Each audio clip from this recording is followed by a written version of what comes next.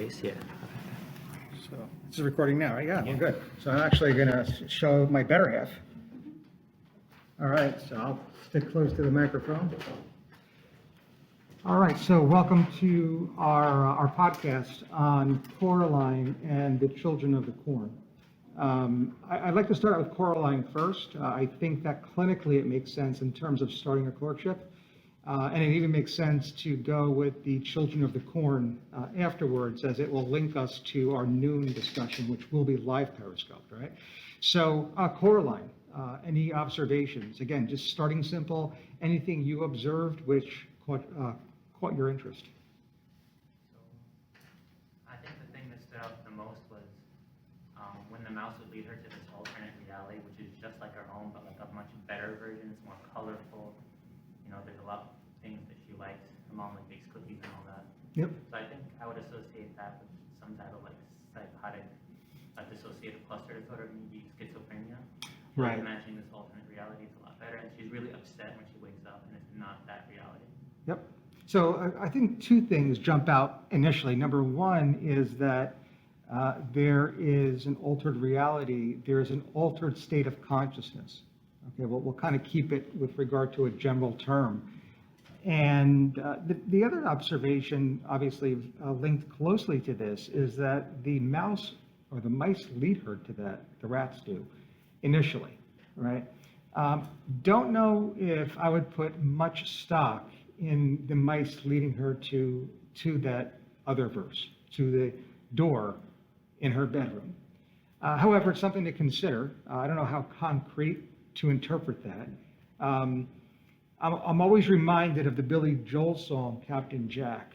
Captain Jack is a mythical character that supposedly takes you on your acid trip, takes you on your high. Not necessarily linked to any specific drug per se, but that mythological character. And might the mice play that similar role? Might they be the cherub? Might they be that conduit that leads her to the other verse? So, not sure. We'll probably return to discussing that in a little bit. But first and foremost is the other verse. First and foremost is that altered state of consciousness and what our differential diagnosis would be. Okay? So at this point, is it abnormal, right? Or is this something that we believe to be culturally sanctioned? And if abnormal, is it clinically significant, right? So any observations, either or?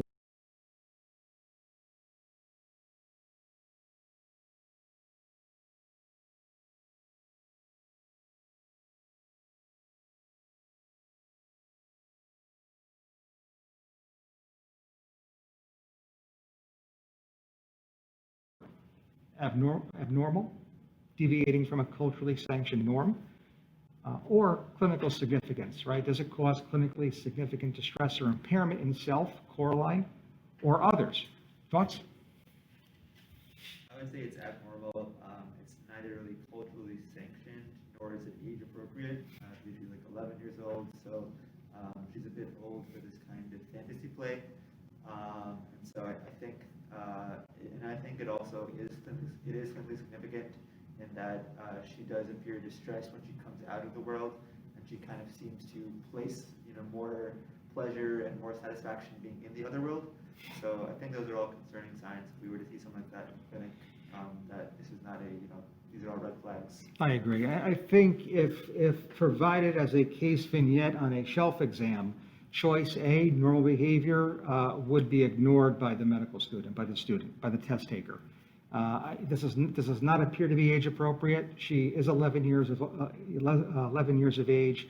That does not appear to be consistent with this being developmentally appropriate. So I agree, and yes, I think the film is about her struggle. That's what the film Coraline is about. That is the plot, and therefore there does seem to be some clinical significance here, right? Especially in what the DSM, what the American Psychiatric Association would deem interpersonal relationships, right? This is a struggle with mom and dad. So I agree. All right, and I think we already have our answer. When you get to this point in our case formulation, Is it a mood anxiety cluster? Is it instead a psychotic dissociative cluster? And I think that question's already been answered. You had already mentioned that this looks like to be a psychotic process, therefore a psychotic dissociative cluster. So at this point, again, I think we're going to take a little bit more time at noon when we have the time to further process or to further case formulate, albeit in the case of Peter Pan. But for purposes now, I want to remind everyone that no matter what road we go down, in this case, it is that psychotic dissociative road, we always have to rule out what? What does the clinician always have to rule out? General medical condition or substance. Right. But there was a substance, her mom was growing these plants, I think it's called proto-curarine or something like that, and that's known to have some poisoning to like keep you like paralyzed, but you're kind of like awake and like aware of what's going on. Was that plant actually identified in the I movie? think it was in the movie. Could you send me that, the link where you found that? Sure. Yeah. I also have kind of a conspiracy theory about the whole thing. Mhm. They've moved into this old house, so for that like phrase on like exams makes me think of lead poisoning.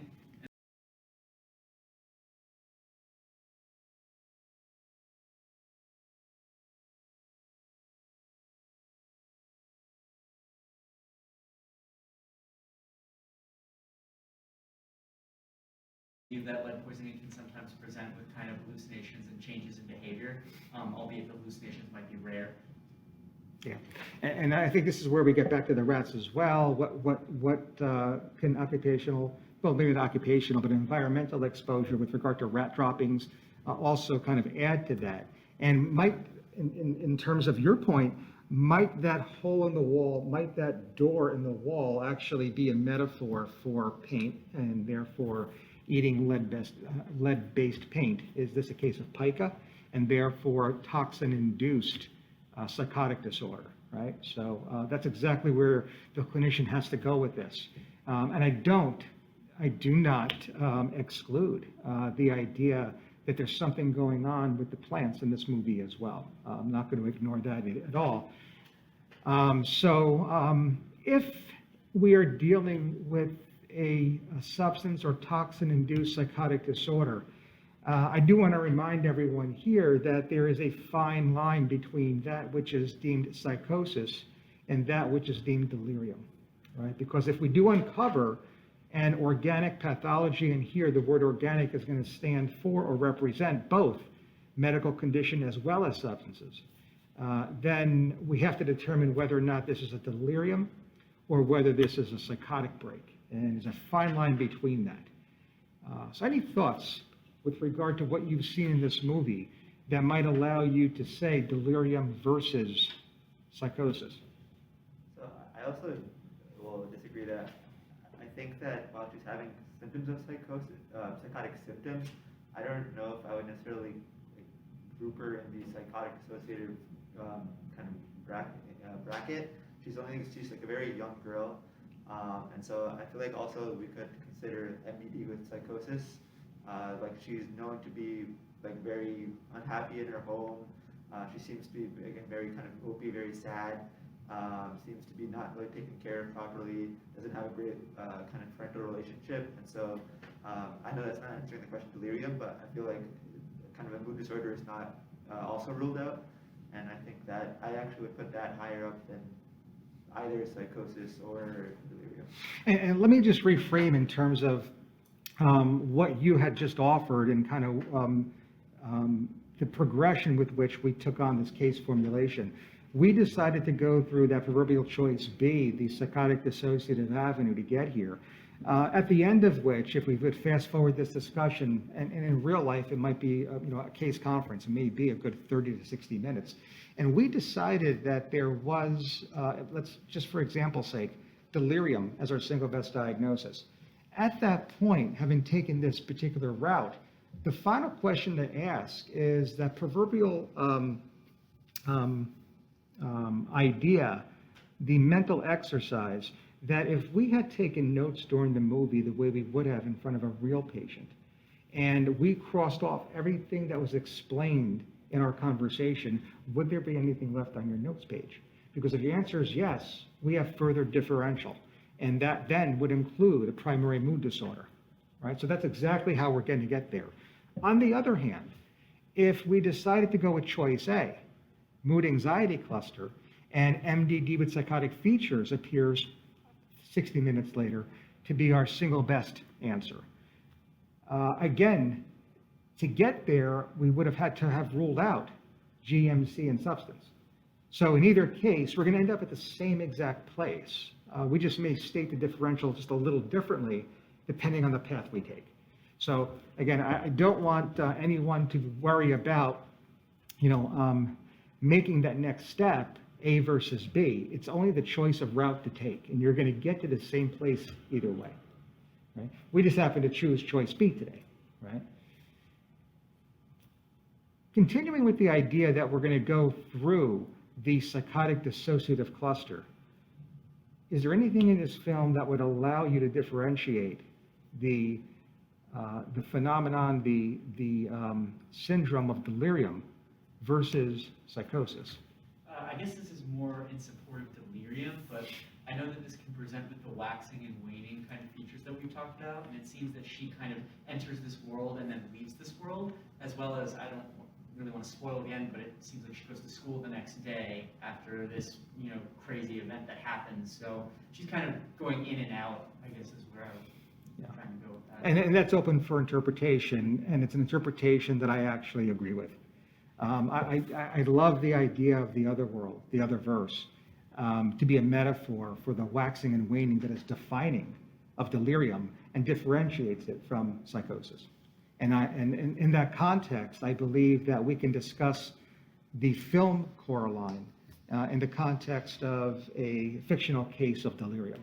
And now we have some etiologies to discuss, which include heavy metal poisoning, as well as quote-unquote drugs that would include potential herbs, right, even plants.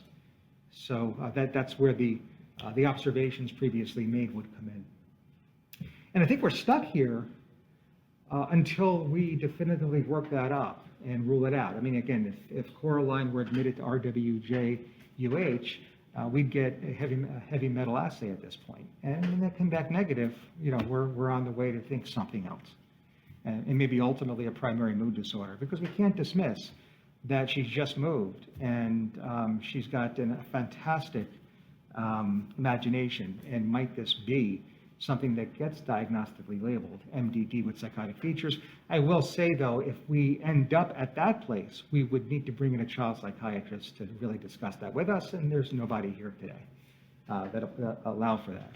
Right? So that's where I would come. And I made the comment before, maybe perhaps even gave this away. This sits well at the beginning of a rotation, because delirium should always be discussed initially at the start of any CL rotation, because you're going to see the vast majority of your cases are working up, evaluating, and caring for individuals with delirium. All right, so as to not take up any more time for us, I previously alluded to the case of Lady Macbeth in the Shakespearean tragedy as being the gold standard case of delirium. And for that reason, I Heart Lady Macbeth outlines the etiologies, the workup for people who are diagnosed with delirium. I Heart Lady Macbeth. I will post that acronym on Instagram today. If you just take that same acronym, you rearrange, make some subtle edits.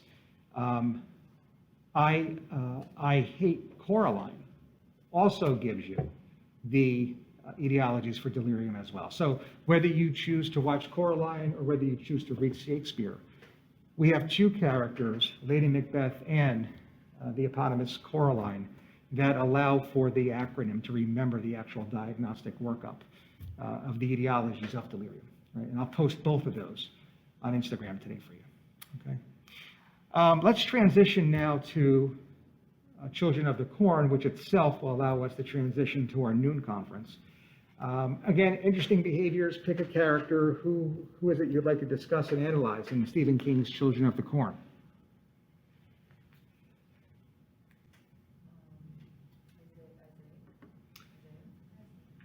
Isaac? All right. So what What was interesting with regard to Isaac's behavior? First, how do you get that way? It's just like, I have the biggest thing, it's like, like what, is it, I mean, like, just like from the ending to the beginning, like how he could manipulate so many people, like so many children, like from age, like such a range to like 19 to 18 years old. It's kind of insane to me, so I think that, that's something really interesting, that how he could like manipulate and gather and like kind of command this group for such a long time, was, something that I find interesting. Yeah, so, we have like a two-step process here. One is looking at the biopsychosocial factors that impacted Isaac's own behavior, and then from there, the behavior of the group, right? So I think similar to Coraline, and I'll take the liberty, we're probably dealing with that B route, right? That psychotic dissociative route. But just like Coraline, we got to be careful because psychosis and schizophrenia is rare with regard to onset in someone so young, right? Whether we call him Isaac or her Coraline. Now, again, does that allow the clinician to think that this may be delirium? And maybe delirium is going to have or take precedent over psychosis anyway, because by definition, it's a behavioral manifestation of an underlying organic pathology. And the APA says always organic until proven otherwise. But the age supports that, right? Well, whether it's in Children of the Corn or, as previously discussed, Coraline. So, here we are again. So what else from this movie might allow us to now think this may be an organic induced either psychosis or delirium? If we're traveling down the organic path, I think that it's important to note, that area of Nebraska might be suffering food shortages and things of that nature, so it could be possible that like a malnutrition has caused him to have this kind of presentation. And what a parallel with Coraline, right? I mean, she has definite food issues, turns to little me and asks, "I think they're trying to poison me?" So here we are again with malnutrition. Yeah, and remember the whole idea of what resulted in the Children of the Corn was the deal that these townsfolk made with regard to blight, right? And making sure their corn crop was plentiful, and the deal they made. So yeah, I think that's a central theme. Stephen King says so, so therefore it must be true, and we can't ignore that. It might actually be implicating the etiology of what's going on with Isaac and others as well. That would also satisfy the idea of not only in Isaac, but others as well. Certainly they're going to be much more susceptible to suggestion if they're psychotic, albeit psychosis due to an underlying, in this case, drug / toxin, right? Substance induced. I was also considering that maybe like the children seem to spend a lot of time within like the corn crop, so maybe something with like fertilizer, some toxin that they're exposed to would go into that too. Yeah, this now gets to a bit of a link with the actual Salem witch trials and at least one conspiracy theory of ergot poisoning with regard to the fungi that grew in that case on wheat, but in this case perhaps on corn. Right, so that's something to consider as well. Again, I'm not sure how good of a farmer Isaac or anyone is here, and might there be some kind of a toxin, some type of a parasite or fungi that are growing, that is growing on the corn, and therefore might actually be inducing these psychotic symptoms. Unlike Coraline, I don't think this is delirium. There's not that waxing and waning that, at least metaphorically, Coraline gave us. That instead, perhaps this is a toxin or drug-induced psychosis. Another interesting thing parallels from both movies is like the parent and child relationship. I think like the parental neglect could be a huge issue as well, because Caroline, she's upset her parents not spending time with her, they're busy. And Isaiah, we don't know where his parents are, they never really showed his parents either, so I felt like neglect could be a huge issue in both cases in terms of like not just organic crop, but also like relationship right there. It's a great point, and a wonderful parallel between these two movies with regard to the parent-child relationships. Again, we talked about this, at least introduced this through Coraline, but it might hold true for The Children of the Corn as well, and that is childhood fantasy. It is not abnormal for a child to be told no and to have an id-based wish, an impulse that I wish my parents were dead. Right? That's normal for a child when developmentally so. But, typical Stephen King, he takes something very natural, and then, multiply it by 1,000,000, and you have this massacre of all the adults in this town. So that might be played out here, and that's Coraline as well. There's this id-based wish that I wish they weren't my parents. I wish they were dead, and, I have other mother, and I have other father.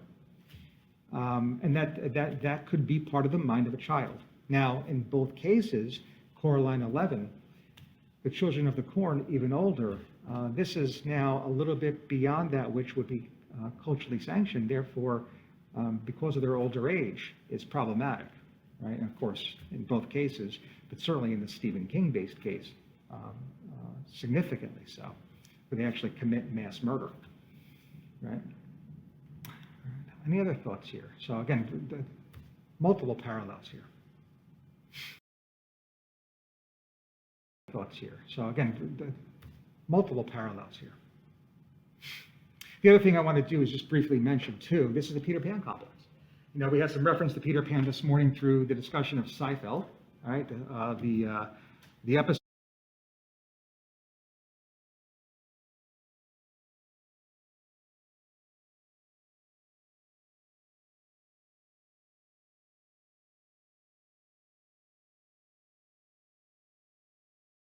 of Seinfeld, which was the Merv Griffin show with regard to those Tic Tacs and the crocodile in Peter Pan. And here we go again. What we're discussing now in The Children of the Corn is Stephen King's adaptation of Disney's Peter Pan, right? Where the children don't want to grow up, and they never will, because when they turn 18, they're sacrificed, right? So certainly it's a horrific, it's a horrifying adaptation of Peter Pan, which we're going to discuss the roots of and what the film Peter Pan is truly about in our noon discussion, all right, which will take place soon. So from here, we'll sign off. Push. On the right. Oh, here we go. Look at that, big and red. So we'll sign off here.